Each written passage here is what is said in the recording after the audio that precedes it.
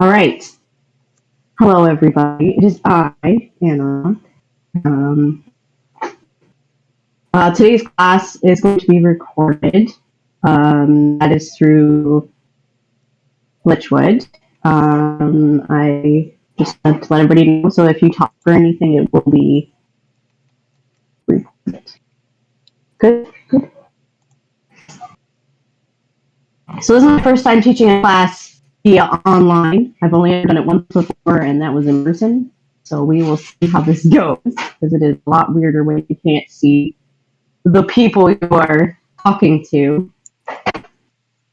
Oh wait, no, I have done another online thing. I taught people how to make fake candles. It was great. All right, so today's class is going to basically be about um, it's going to be for, oh, thanks, Boubard. Really appreciate that. Weird looking at blank screens. Okay, so today's class is going to be for testing for puzzles and games, because that is something that I am very passionate about. I love non-combat quest stuff, and it makes me really happy. And I know that a lot of people really appreciate when you can participate in quests that are mostly fighting, right? So we're going to touch a couple of subjects today. We're going to talk about why it's important to not just have combat heavy quests. We're going to talk about the difference between a virtual quest and an in-person quest, and kind of the advantages and disadvantages of both. And then we're going to go through how I personally come up with puzzles and games and the process I use to do it. So I guess we'll just dive right in. I've brought my little RP lantern here. I'm ready. I'm in the mood. So why it's important to not just have heavy combat quests. The biggest thing I find is a lot of people physically, or maybe even just mentally, aren't able to participate in the fighting aspect, like the combat aspect of quests. So it's really important that we can involve other people and have them participate, because they deserve to, right? All of us deserve to participate. The other part is it's really good to build on characters. So having your character go into different situations, having a character learn or interact in different environments and with different characters helps your character grow. And depending on where you are, depending on the park, depending on the event, helps to grow the park lore, grow stories, and then people share those stories, and it makes them come visit your park and be involved. And so overall, it's a really great way to get people involved, especially people outside of your park, because that's what we want. We want to travel, well, we're allowed to travel, and get people involved. And I think quests really help with that. So the difference between a virtual quest and an in-person quest. So this is really big when you're trying to come up with puzzles and games, because you can't really do the same thing in person as you can't really do the same thing in person as online. Online does have its benefits as much as it does have its drawbacks. Online, you can kind of use your imagination more. You don't need as much physical stuff because you can't. There's nothing to hand around, and there's nothing to give people or to set up. It's all done online. So you could have pictures for people, or backstory, but for the most part, it's all done verbally or through text, which is great because you can go to the limits. You can be like, hey, this thing opened up in the sky, and you're just using your imagination, and that's really great. And you can be like, here are 30 different rooms, and you don't have to set up all the different rooms, right? Because it's all done virtually. You could just draw it. You could just have pictures online and display them. And that's great because it takes a lot less work. The drawback is a lot of people have a hard time RPing online because they're used to interacting in person. They're used to seeing people's physical, gestures. Especially if you do it over text, like you're used to seeing your voice, like hearing your voice and different levels of it, and like your excitement. And it's easier at an event to get more involved. A lot of people have stuff going on in the background. A lot of people have families or animals or something going on in the background that makes it difficult to concentrate fully on what they're doing. When we're in person, you're kind of just in the moment. You're just feeling it. You're doing everything you can. And it just feels great. So yeah, in person, like I was saying, it's great. It's got a lot of advantages to it. One, we crave that interaction with people. We don't get to see a lot of people, especially when we're at events and stuff. Like that's we finally get to see people we haven't seen in forever, and our characters interacting with their characters, and it's much more personal instead of just verbal or through text, which makes things feel more feel more like you're in it. Whereas through voice and text, it's harder to get your mind to kind of visualize to be in it. I also think in person is really fun because then you do have trinkets and things, and people can like physically hold the things that they're doing, or have different parts set up in the woods or whatever, and it just makes everything feel much more involved, much more magical, much more just it feels better. So those are the things that I find are the differences, and that plays a huge role right now in the kind of puzzles and games that we're able to do. So when I come up with my puzzles and games, the biggest thing is knowing the time of year, and that's really big for especially in person. On the time of year, depending on the puzzle or the game you have, is not to work. If you're trying to do some sort of, I don't know, say for example, like the game, and it was to do about um, you're going to get wet because it's like a mermaid type thing, and there's, you have to try and dodge mermaid splashes or whatever, and you're going to get wet. That would be terrible to play in the winter. You're going to freeze, and it would be awful. And the summer, that'd be great. People can cool off. Like it won't be so bad if they get hit by the water.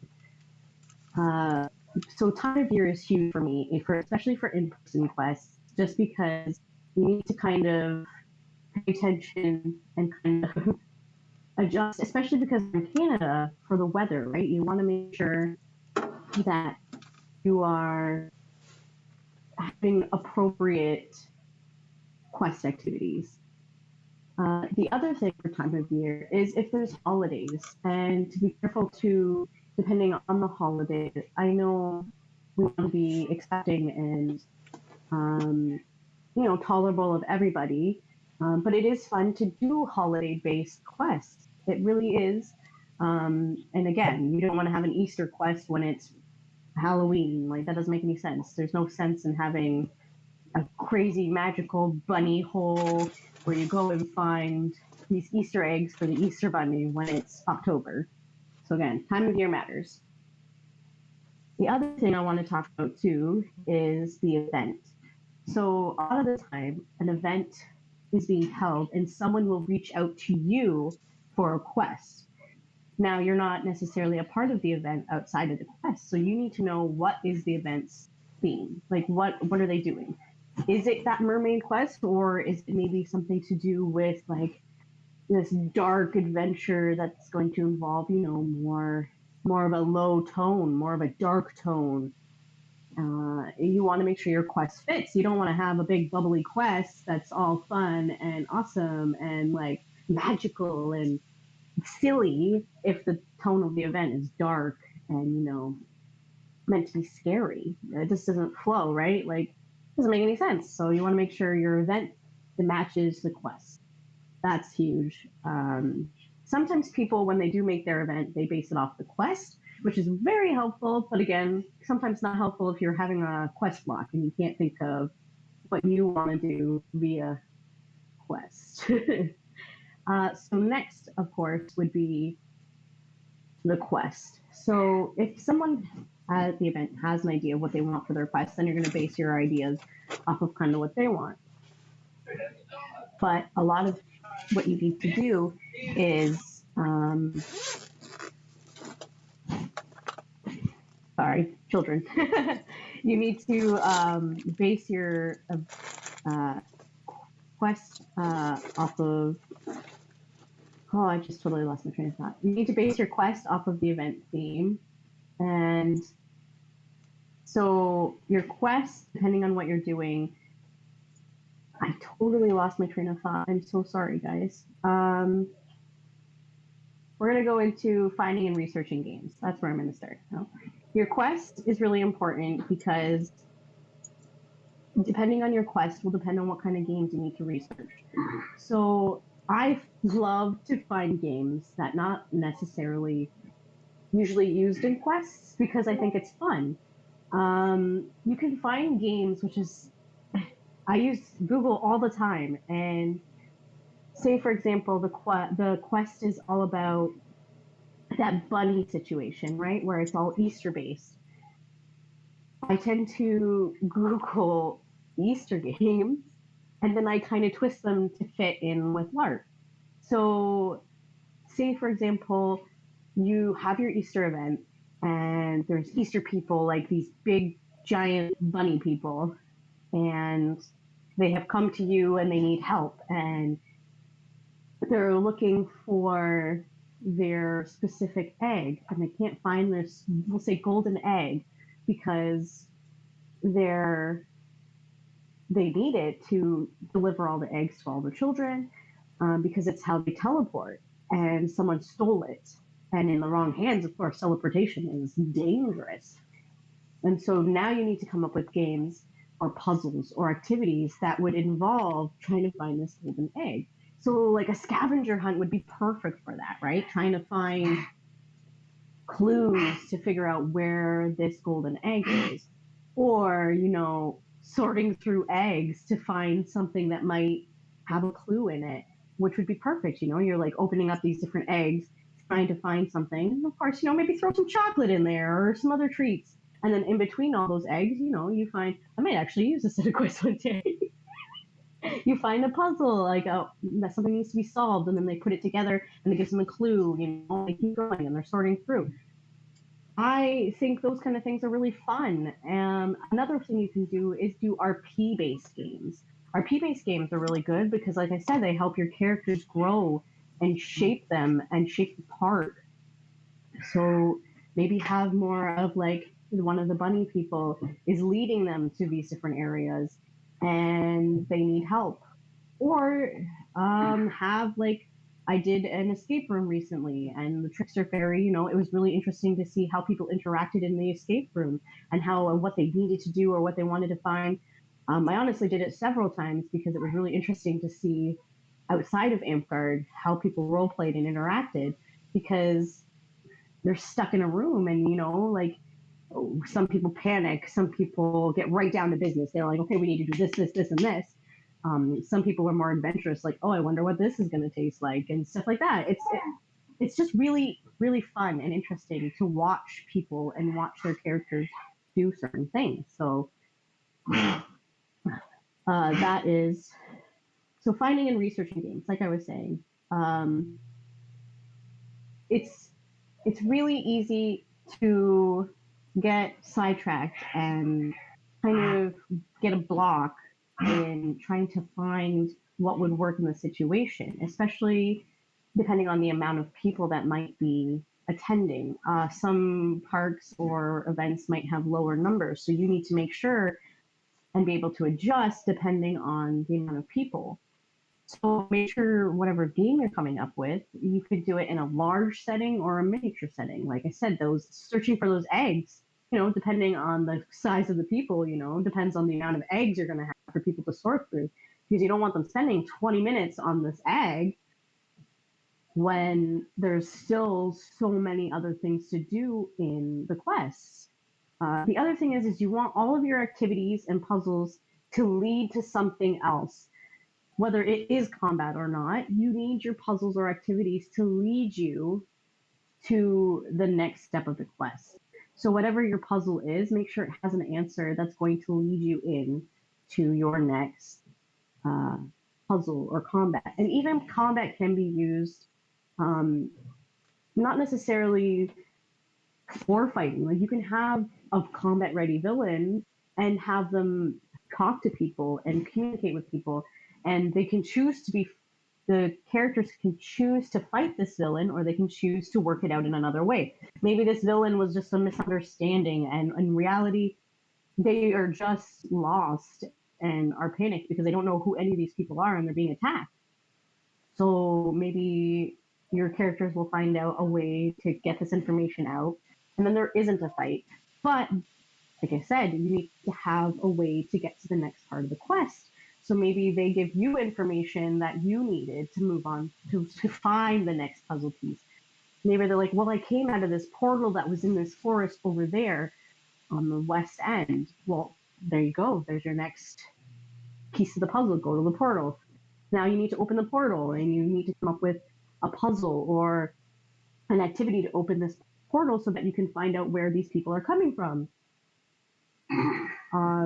And I always find that it's really easy to get, once you start, it's so easy to just kind of start flowing. You get these ideas in your head, right? And you kind of learn that it's not necessarily have to be this big complicated thing. A lot of the time, the characters that are questing will do a lot of the storytelling for you, and that's huge. Let them tell the story. It's like D&D or any of those other RPs. You're there to guide, not there to give them the answers, right? If they don't succeed in the quest, they don't succeed. It's not the end of the world. If they blow through your puzzle because they've come up with some elaborate idea, but it works, let it work. It doesn't have to be set in stone. Go with the flow. That's so important, and I don't know how to stress that enough. Uh, you gotta let go of the reins a little bit when doing quests because sometimes things get crazy. Sometimes people need help. They are not really comfortable with RPing. That's okay too. But just let it go. Just let the story take its place. You set out those guidelines for it. Let people take control. Um, so part of what I wanted to do today was let you guys do like a really quick research of a game/activity.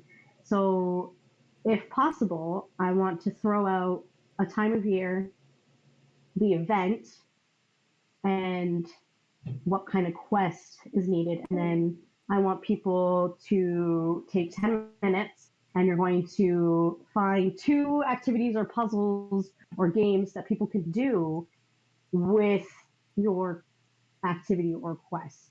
So we're going to do it this way. I'm going to give Rajavia a time of year and an event, and then Rajavia is going to give someone else.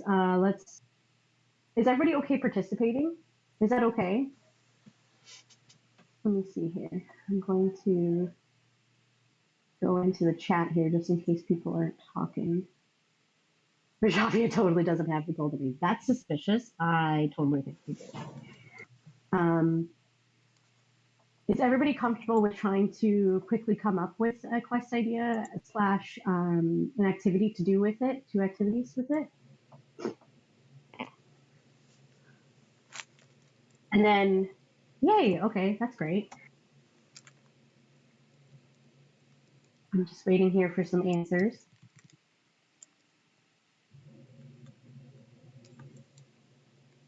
I also apologize in advance. I definitely, as someone who word vomits quite a bit. Okay, so I'm going to give Rajavia an idea, and then Rajavia, Bonnie the Broken Wench an idea. And then Bonnie, you'll give me an idea because I'll participate too. And we'll take 10 minutes, and you need to come up with the quest. Just a generic, like, this is what it kind of would be about. You don't have to give me, like, a quest. And then 2 activities, games that are non-combat that would be even RP-based, that would be good for it. Okay, so for Rajavia, I'm going to type it in and I'll also say it. But for Rajavia, I'm going to say, because you liked that golden egg, you're going to do an Easter event. And of course, Easter is in spring. So you've got Easter event in the spring. That's what you're gonna get. So Rajavi, you need to come up with a quest general idea and 2 activities, games, or whatever. Now Rajavi is gonna give Bonnie an idea, and Bonnie's gonna give me an idea of what um, we are going to do. Do we have someone else join? Valiant, would you like to also participate? Evil laugh. Oh no, Bonnie, I'm scared now. Well, I'm not sure how long I'll be here, so I'm just going to be watching. Sure, we're just about to do a little bit of an activity. We're going to take 10 minutes to come up with a mini quest, so nothing too crazy, but we're going to focus on the activities or the game or the puzzle. Ooh, Equinox in the winter. That's a good one.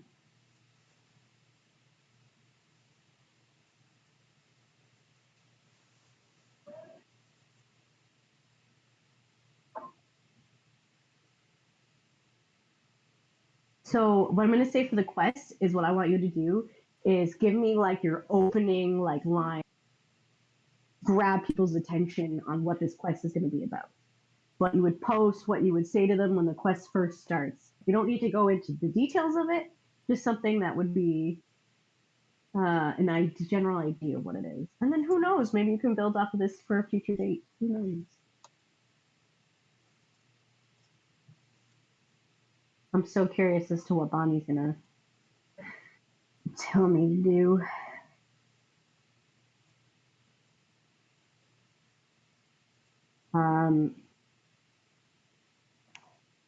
Also, thanks again for everybody who's joining us today. That's great. I'm actually super psyched. Thank you for listening. I am not normally a teacher, but I quite enjoy sharing my ideas and people who love questing and as much as I do, I love it. I love it so much, and it's really fun and it's interesting to build on. I find quests are the best way to figure out who the character is because you're in these situations, right? And you might not necessarily have thought, what would my character do in this situation? Because the situation may have never come to an end. I feel like Bonnie's coming up with something super. I had an evil laugh. That's all I got so far. I'm nervous now.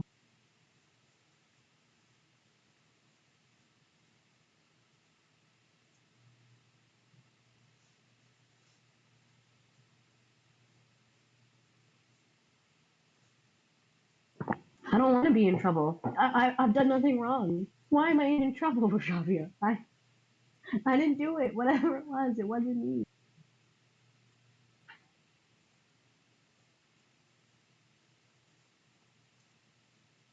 I have the hardest time not looking at myself. Ooh, fall harvest / Halloween. Ooh, okay. All right. Um, it is 10:11, so I will say 10:21. We need to come back. Let's say 10:25. We'll give 14 minutes. You got to come up with your little quest idea and your 2 activities / RP game puzzle. Okay, this is a challenge. I'm going to turn off my camera. Just maybe I won't, just because it is recorded. So I'm going to walk through actually what I'm going to do, and people who are researching can ignore me. But people who are, for listening and doing their own thing, great. I'm going to walk you through what I'm going to do. Oh, Broken Wench is an evil. Bonnie the Breaker might be. Oh, that's good to know. That's good to know. I'm going to keep that in mind. Okay, so fall harvest / Halloween. All right. So already I have my time of the year. You know what? I'm going to do more of the fall harvest thing instead of the Halloween, or maybe we'll do a combination of both. So first I need to come up with my quest idea. Now, usually when I come up with a quest idea, the first thing I need to do is figure out, of course, the problem. What is the quest going to solve? So I'm going to say that since it's the harvest season, the issue is that the fall harvest, the issue is that we're having issues with our growth, our fall crops. So the issue is that the fall harvest crops are not growing and they're rotting. So now we need to figure out kind of why they're rotting. So why would these crops be rotting? It could be a spiritual thing. It could be a soil thing. Maybe something's poisoning the land. Yeah, let's go that route. Gee, sounds really silly, but that's basically what I do. I brainstorm in my head different ideas that I think might work, and then I pick which one I want. So I'm going to say something's poisoning the land. Now I got to figure out what that something is, actually, now that I think about it. So what could be poisoning the soil? Could it be... I'm trying to think of things that would poison the soil. We could say that there is a witch. So that kind of fits in with the Halloween thing a little bit. But I think witches are outside of Halloween too. But there are many different kinds of witches. We'll say a witch has been trying to resurrect her lost husband. So she's not necessarily evil, but the cause of her trying to resurrect him and using these spells and using these rotting corpse pieces, as dark as that sounds, is poisoning the soil. And instead of rising up the dead, she's killing what's living, which is the crops in the soil. Okay, so the issue is that the fall harvest crops are not growing and they're rotting. A witch has been trying to resurrect her lost husband, but in doing so, she has poisoned the land with her potions that are, instead of bringing life, are bringing death. Okay.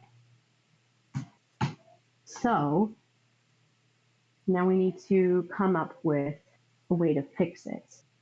And like I said, this is just a line, right? Like it's just like a guideline on what someone could do to fix it.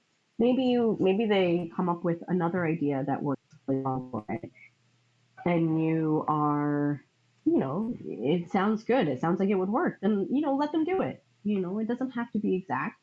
We're gonna say that the way to fix it would be to help her through her loss and let go, or B, resurrect her husband, or C,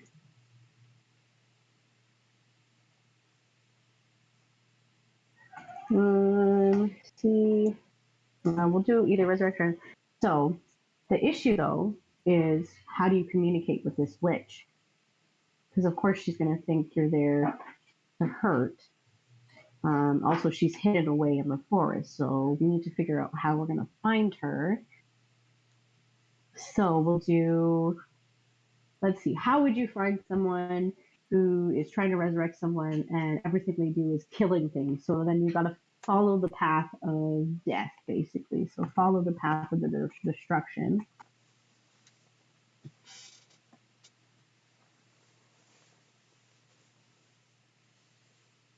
Now, how would we turn this into a puzzle / game / RP activity? So, we'll say online. See, maybe I'll try and do this both online and in person. So online, we can say that we need a more of an imaginative puzzle. So we'll go to Google here. And now the biggest thing is figuring out what to Google. Okay, so we're gonna Google. I'm stuck down my coffee. We'll say all games. Let's look here.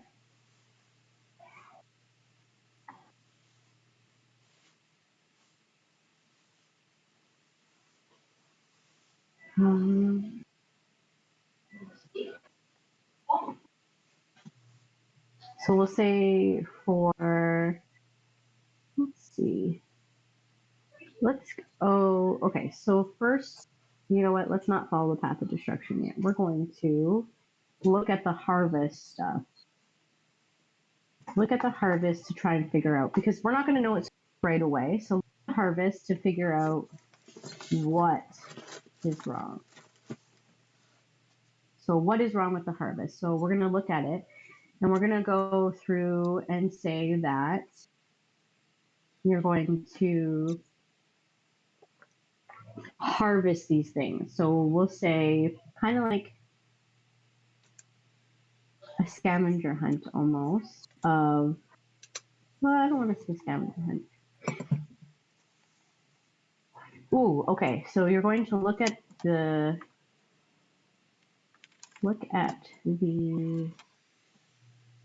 crops to determine what's wrong. So underneath these crops, we're going to say that the ones that are dying are closer to the west. And the ones that are still okay are to the east.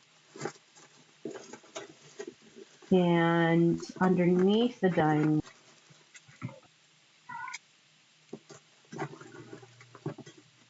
black, thick goo. And the goo leads to the forest. So when they're looking at these props for virtually, you're going to want to try and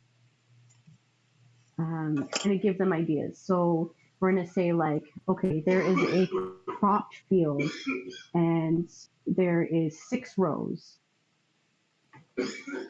from east to west. Which row do you want to look at?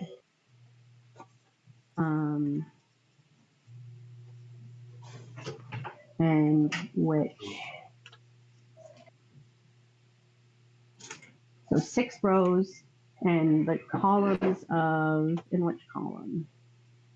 In columns of 6 by 6.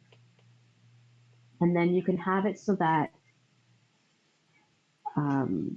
ones on the middle-ish piece and the outside near the west, it kind of goes more into kind of like a triangle where the further center it gets, only one is correct. And then it goes in closer and closer to the west, the more there is that's correct.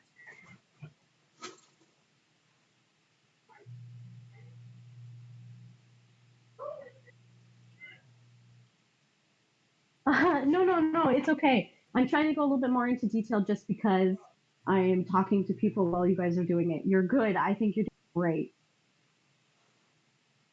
Okay. I will do yours, Rajavia, as soon as I am done mine. Thank you. This is great, actually. You have nothing to worry about. I'm actually really... So this puzzle is all about trying to narrow down where the goo is coming from. And so as they look through and kind of look at the different ones, so look at each pumpkin or whatever, and find out that the goo is mostly in the west, and so that's where they need to head. And then after that, that leads them into the forest. And now we need to use the forest to figure out where where the death is coming from. And so this one would be more of a spot and find kind of thing. So like online, you can do that where they roll a 20, and depending on what they see, like they'll like, hey, I'm looking in the grass on the left. They roll a d20. You can let them know what they see, depending on what they roll. Like say you want the DC to be like a 15. In person, you could have like dipped like in black paint things that are like looking kind of dead and stuff, leading to where you want them to go. And those will be my two activities that I'm going to say for this current puzzle piece. All right, for Rajavia here, with their opening 9, I'm going to read to you guys is spring, a time of rebirth and renewal, a time when old protections weaken and die. Calamity awaits just behind the horizon if the heroes of this land cannot renew the old bonds. Ooh, premise. Sacred wards protect key locations around the realm, and the time has come to renew them against the unknown dangers that lurk at the edges of the kingdom. Yeah, I grinded through the deck hard last night. The heroes must travel to each of these wards and complete the rituals that renew them. Challenges. Number 1, a cooperative puzzles. Games that both need figuring out as well as multiple actual bodies to solve. Example, person A must hold this miner to shine a light to a specific place so that the person B can read what is written on the tablets and call out the information to person C. Oh, that's really good. I really like that. That's super clever. 2, scavenger hunt. Some components are missing for the rituals and need to be found nearby. Those are both. That's great. I really like both of those. And duel? Hey, there we are. Here, I'm just going to quickly switch to what deck? My here, just because someone else is talking and you guys were. It's just kind of picking up.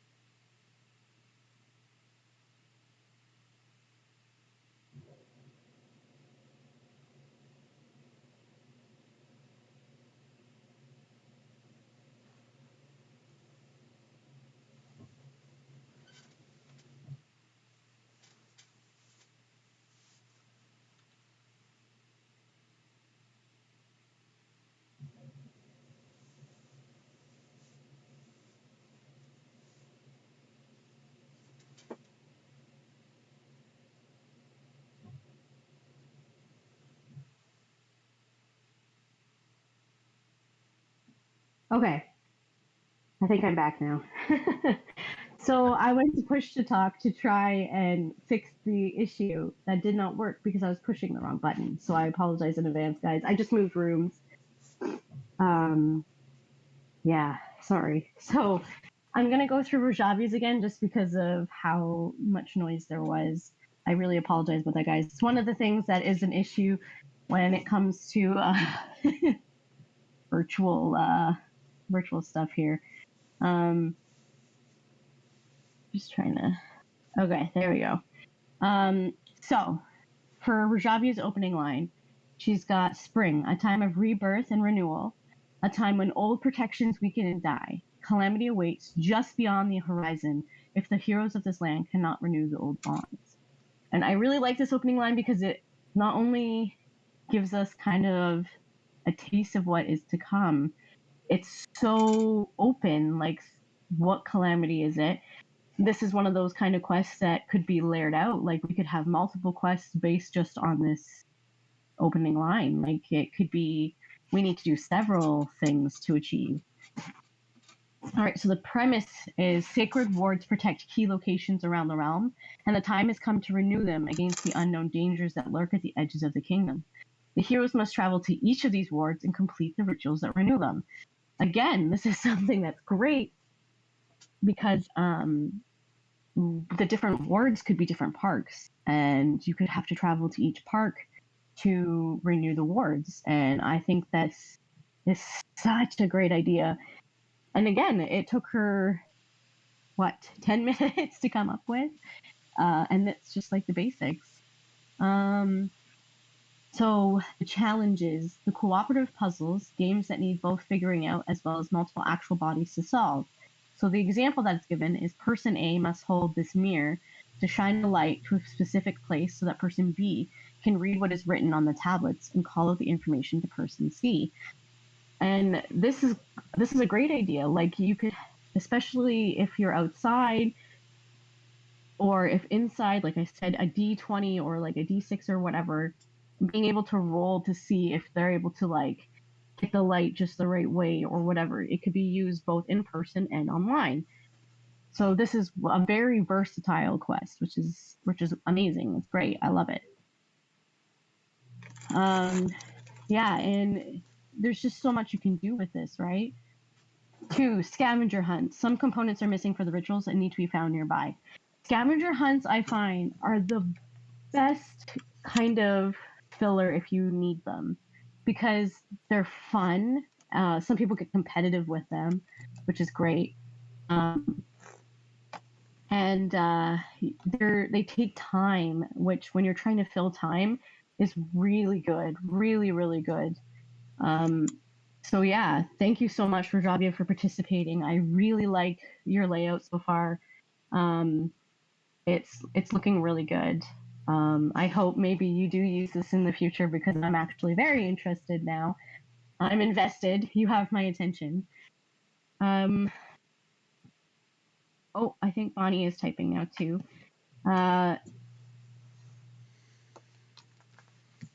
We are, or the premise is up for grabs. I might take it, and if you're really throwing it out there, I might just use it myself. Plot hook. Okay, so we've got Bonnie's plot now. The winter solstice has come, and the villagers are excited for the Yuletide festivities. The elders of the town go to sleep the night of the solstice and fall into an unwaking sleep. In the morning, they are discovered by the townsfolk. A strange figure in dark flowing robes with large curved horns was seen leaving the town by members of the watch. Premise. The town must bring a tribute to the dark fey creature each year. The elders forget to do this before the solstice. Ooh. All right. Challenges. The heroes must figure out who the robe stranger is. 2, why the elders won't wake up. And 3, how to wake them up. That's great. The heroes must figure out who the robe stranger is. Yeah, that's probably a very important, premise here because without finding out, they won't know how to fix it, right? And why the elders won't wake up. That's a good one too. I'm curious as to why the elders won't wake up. What did they do to them? And how to wake them up. So yeah, how would we, Bonnie, do you mind just typing out how you think they would figure out each of those things? Like how would they, what kind of puzzle would we use to get to each of those? That's really, I love these ideas. They're so good. I love them. Thank you so much for sharing, guys. It's really good.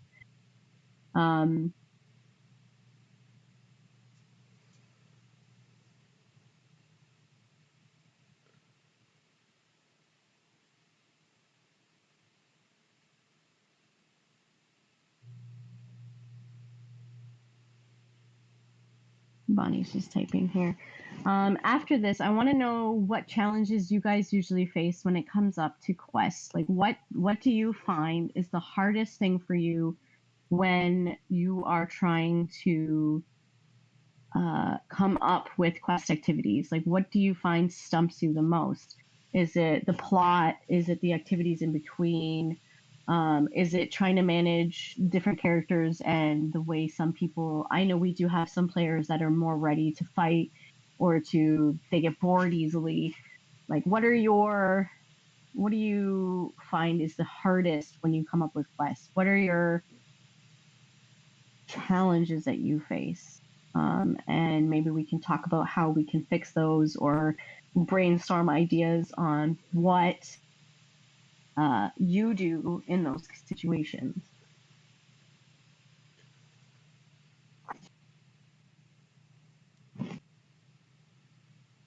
I know for me, the biggest thing is I have a hard time with managing large groups of people. That is my biggest thing because I haven't done it very often. In quests, having a large amount of people, I've only ever done it once. And of course, you can't please everybody. So how do you manage with large groups of people? How do you keep everybody busy? One of the things that I did do was I had multiple things that were able to be going on at one time. And I found that did help a bit. The other thing is finding volunteers. Do you find that you have a harder time finding combat NPCs, or do you have a harder time finding non-combat NPCs? I find combat NPCs harder to find in my...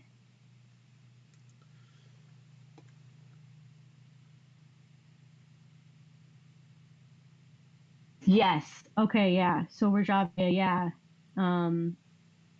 This is your first time writing anything quest related? I like it. This was really good. I don't know why you don't write more quest stuff. You're really creative. But herding cats, too many players, and not getting frustrated when players murder hobos. Yeah, murder hobos are kind of hard to deal with. Murder hobos can really, especially when you're trying to have a puzzle or like an activity, it can get really frustrating when you're trying to not have murder hobos. So what you can do is, as much as I hate squishing the ideas of players, you can't get anywhere if people are just trying to murder. So one of the things I do is, for example, have the types of characters that can't be murdered. So like mystical creatures that are like, they can phase through weapons or magic or whatever. Or they're not real. You can say that it's just like an entity or something that's just like a figment, and it's just them projecting this figment to talk to these people. I know it's really cheap, but sometimes it's the only way I have found to deal with murder hobos. Sometimes I'll let them do it, because sometimes it's funny. Just I've had ones where in Bell Hollow, one of the first quests I did, they saved the prince because he was going to be poisoned by his sister, but then got upset because it turned out the prince was kind of a jerk and not a good person, so they killed him. And so then the person who was trying to kill the prince was like, "Oh, thank you so much. I get to rule the kingdom now." And then they killed them too, and it was kind of funny. I laughed. It was a good time. But yeah, that was one of the only times there I actually enjoyed the murder hobo a little bit. I definitely didn't see it coming. It was the first quest I ever did. All right, so Bonnie's back. Just to bring us back, the town must bring a tribute to the dark fairy creature each year. The elders forget to do this before the solstice, so they're put into a deep sleep. So Bonnie says, while exploring the elders' homes, old scrolls are found that tell of the ritual tribute to the guardian of the woods. Part of the scroll is missing. The agreement was that the guardian would protect the town from outsiders as long as the tribute was paid. The elders forgot because they got old and hadn't passed the responsibility to others as they were power hungry. The missing piece can be found within the tombs in the town hall. Double tribute must be paid at both the summer and winter solstice for 10 years now. If the new agreement is followed, the guardian will take the elders in 10 years. Oh, that's very good. I like that a lot. Again, this is something that's a quest that can be carried out, right? Every year, even, because every year a tribute must be paid. Just let them sleep. They're old. See, yeah, there's also people like that. Oh, it's not our problem. This is fine. This is fine. We solved it. It's good. They can just sleep. It's good. um,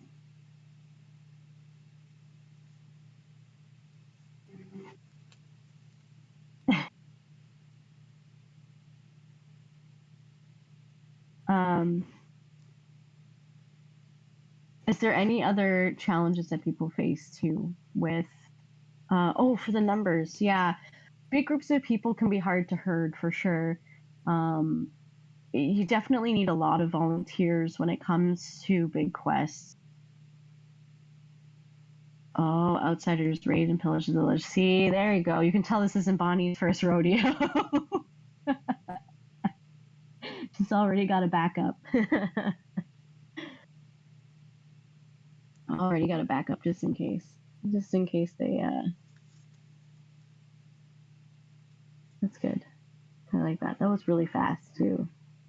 Bonnie, can I ask you how many quests you've done? Because that was really fast and a really epic response to my I was just like, actually, it's only our fourth, really? Are you just normally quick-witted and like good to think of stuff on the spot? Is that what it is?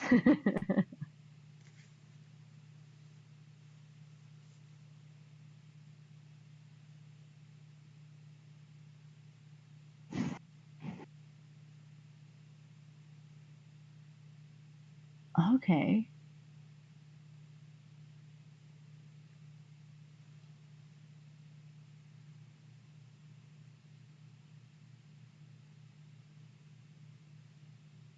I'm just reading here, fourth and fifth. That's really great. Yeah, if you're ever in the tavern RP, Bonnie has a whole thing going on there, which is really great. What if we appoint new elders and pay the tribute? Clear the old hours were power hungry, maybe not the best people.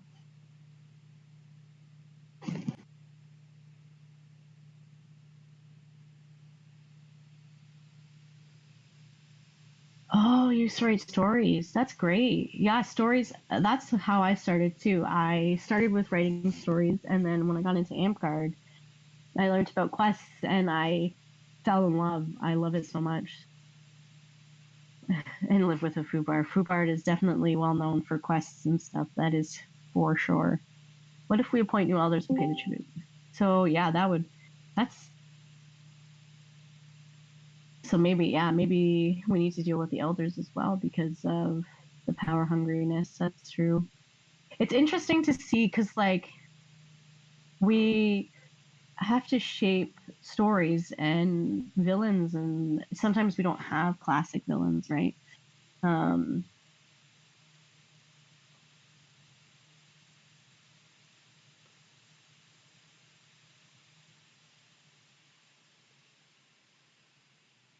oh, that's really cool, Bonnie. Bonnie, oh, my original amp name is an anagram of my maiden name that I used to write under. That's really clever. Anarok is just my name backwards. I needed a name and I joined Amtgard kind of in a little bit of a hurry and I didn't know what I was doing, but I love it. I love stuff like that. So clever. When you're writing a quest, what is your go-to? So do you have a go-to on what you like to do for quests? I know, like I talked about, I heard my name several times. Yeah, we're talking about you, Fubard. Just about your quests and how you're really well known for them and stuff. So, I know, like we talked about my strategy about looking at time of year events the quest itself and then going into the activities, what are your guys' paths or ideas? Do you just go right in and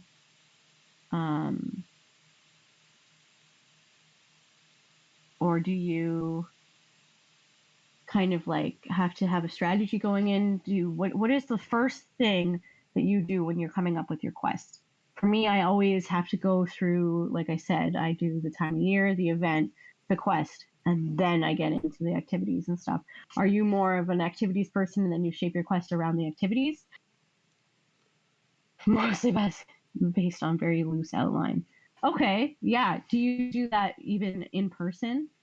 I'm just because like I find online is a lot easier to fly by the seat of your pants than in person. I find in person that I have to plan a lot more details, a lot more. Well, you need more volunteers, right? You can't just run it yourself. I have been able to do my last 2 quests online just by myself. I haven't needed other volunteers because it's all done verbally and I'm able to just kind of say what I need to say instead of having several volunteers be the characters because I need them in different places. Virtually, your different places can be done all by your seat.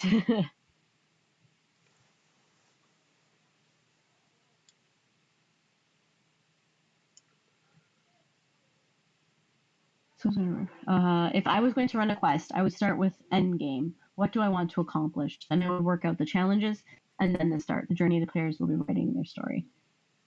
Ah, there you go.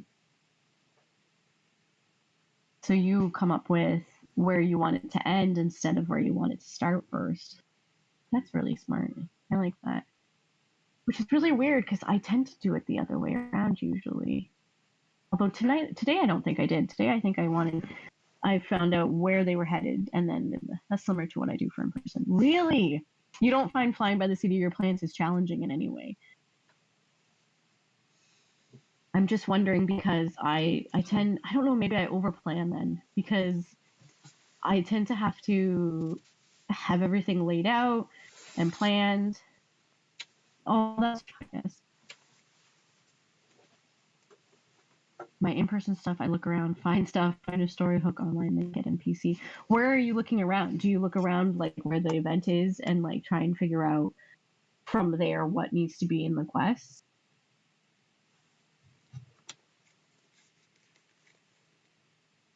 Depends on where the quest is. No, the props I have at home. Oh, yes. Okay, so having young children is my favorite because the props, they have so much stuff that is just perfect for quests. Like, I have a giant egg that is my daughter's, and you can open it and put stuff inside, and it's great. Or she has this like golden piggy bank and it's huge. Oh man, there's so much stuff my kids have that I use in props constantly. Value Village, Shalarama, yes, those are my favorite places to find things, especially if I'm having a hard time finding something to base it off of. Flexibility is a cute skill to have. Yeah. Yeah, I mostly have free reign. That's true. Yeah. I just mean planning wise, like I like to use a lot of props and stuff. Like, do you,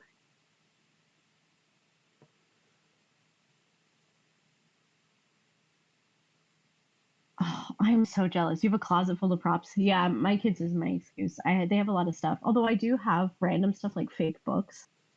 That's why I can't wait for in person because one of my favorite things to do is let people take things with them. I think that's one of the magics of questing is finding items and then letting people keep them because depending on the item isn't really something people see every day. I think I've given away like a little Groot in a pot before and a couple other things. It's one of my favorite things. I love having things for people to physically have and to take. It's just fun. It's fun to see just their reactions and stuff. That's I think the biggest thing why I like questing. I like seeing other people and the way they get when they do. Ooh, thrift shops is really good too. Wish trinkets. Oh, Wish. Oh my gosh, yeah. I always forget about Wish. It's questionable the time frame of when things come, but if you can wait it out and think ahead, which is great. You can get some really good stuff for really cheap.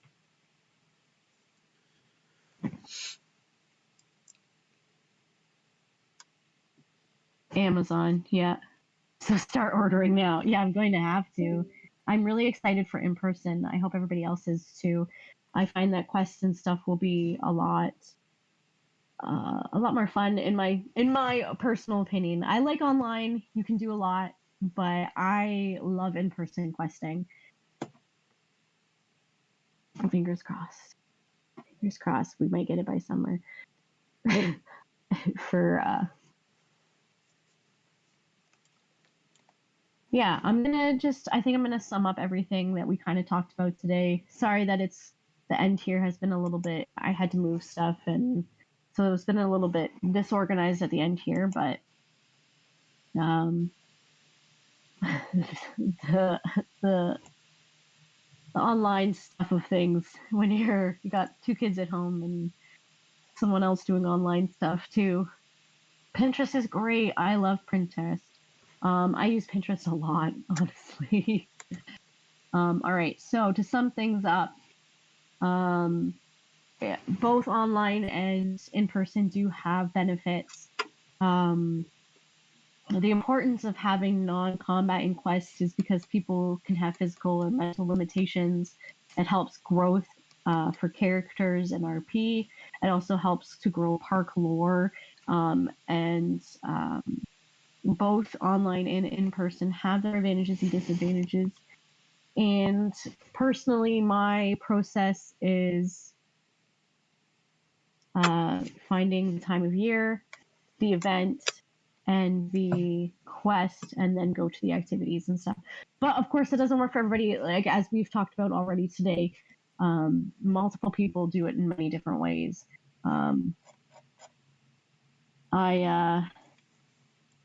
I really appreciate everybody who participated today too. It's really hard and awkward. I keep looking at myself too because there's nobody else to look at in this chat. So I'm sorry that I keep having side eye going on. I promise it's not on purpose. It's because I don't know who to look at. So thank you so much for participating and joining me today on all this online stuff. I'm not a techie person, so like flipping through this like video area and also the oh geez, there it is. The text here is very difficult. Does anybody have anything else they want to add about quests or questions that they might have about coming up with quest activities or games? It's surprising what you can turn games and activities into that are even just for kids. You can really come up with anything and use it in LARP, really. It's really great. Oh, Fubarb. Yes, please, shoot. So, 1 sec. Yeah, no worries. Hey, yay. Okay, we'll have faces. Thank you. One of the biggest important things I've ever learned about questing, writing quests, running quests, even being in a quest, is expect the unexpected. NPCs, sometimes if you give them a little too much liberty, they'll kind of throw things sideways, which is fine. It adds to the fun. And PCs will always do that. Just expect that. That's the unexpected. They will always find ways to change your plan. So having a flexibility around that and expecting them to go and look at something and go, oh, well, we don't need this, and it's like the most important thing. Or, oh, look, here's this thing. We need to interact with it for the next 20 minutes, and it actually has no purpose. It's literally just there as a prop to add ambiance and atmosphere, or, whatever. So just expect that, and make how they get to your end goal way more flexible. Don't have a linear path. Linear paths will always blow up in your face. Yes. Always. Yeah. Yeah, no, those are actually very good points. One of my first big quests that I ever did, I gave NPCs way too much freedom, and the story got flipped around, and people believed the NPC, even though the NPC was supposed to be the bad person.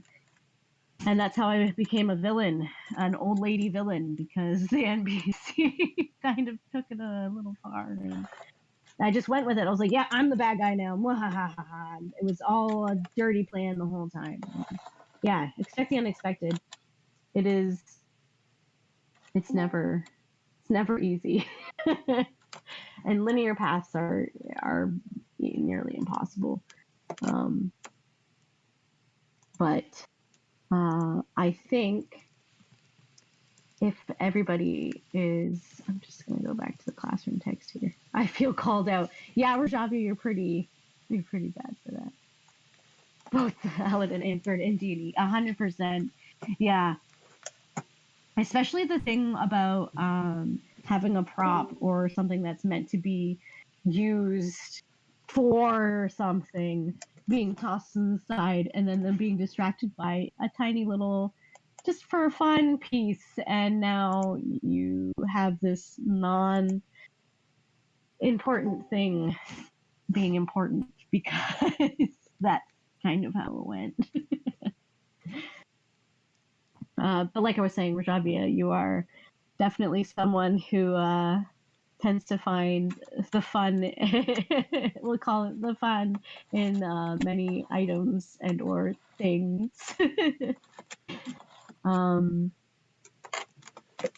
If anybody has any more questions, just let me know here. And then I think that we will wrap it up soon. I really, really appreciate everybody again who participated today. Why is it there? It's not to touch it. This is true, but some things are purposely there not to touch, because if you touch it, bad things happen.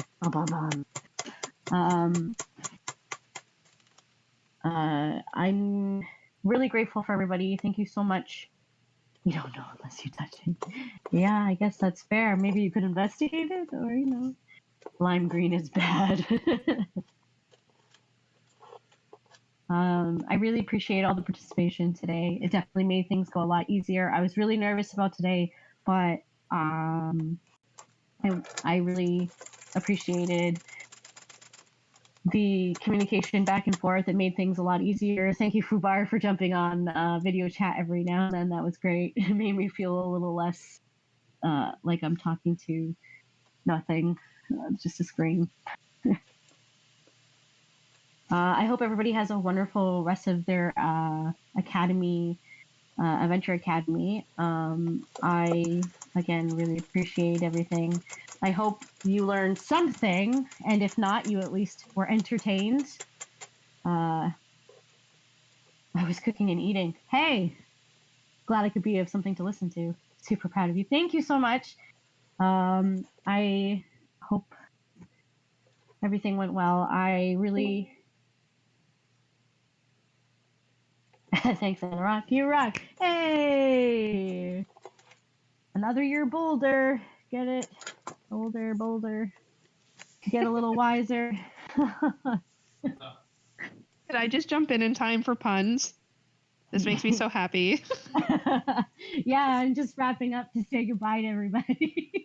I want to say puns. But no, thank you very much for running this class. Yeah, thank you guys so much. I had a lot of fun. Yeah. That's it, I guess, for me. Would you like to take over, Yolanda, or are you good? Oh, I was just dropping in just to catch the last few minutes. I was just saying hi. Yeah, because my class ended about 10 minutes ago, and I was done doing what I needed to do. So I thought I'd come in and say hi, and yeah, John beat me to it. But thank you for doing such a wonderful class. It looked like you had a good attendance, so it had to be good. Yeah, no, it was really great. There was some really good participation, a lot of good ideas. I learned some stuff, which was pretty great. I love that. Yeah, so bye everybody. Thank you so much. You are all wonderful. Thank you for being such a wonderful class. Oh, I'm so proud. Have a wonderful day, guys. Thank you so much. I look forward to seeing you later in the rest of Adventure Academy. Bye.